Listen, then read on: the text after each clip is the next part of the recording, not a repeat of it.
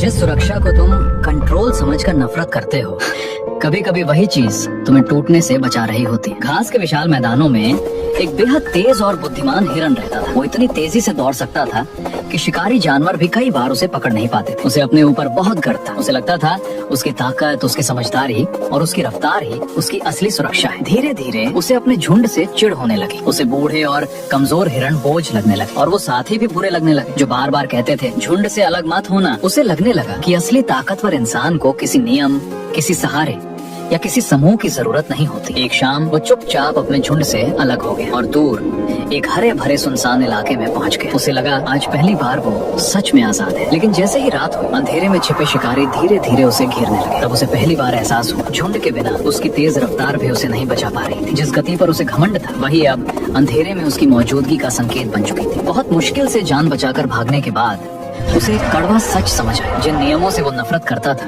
जिन रोक टोक को वो अपनी आजादी का दुश्मन समझता था, असल में वही चीजें उसे अब तक जिंदा रखे हुए थी। क्योंकि कई बार हमारी जिंदगी में मौजूद सुरक्षा इतनी सामान्य लगने लगती है कि हम उसकी कीमत समझना बंद कर देते हैं। लेकिन सच ये है, दुनिया में कोई भी इंसान पूरी तरह अकेले मजबूत नहीं बनता। हर इंसान की ताकत के पीछे कोई ना कोई व्यवस्था, कोई ना कोई समूह, कोई ना कोई सुरक्षा दीवार खड़ी होती है। मनोविज्ञान में इसे एनटीएस इफेक्ट कहा जाता है, जहाँ किसी भी व्यक्ति की ताकत उसके आसपास मौजूद सहारे और व्यवस्था से जुड़ी होती है।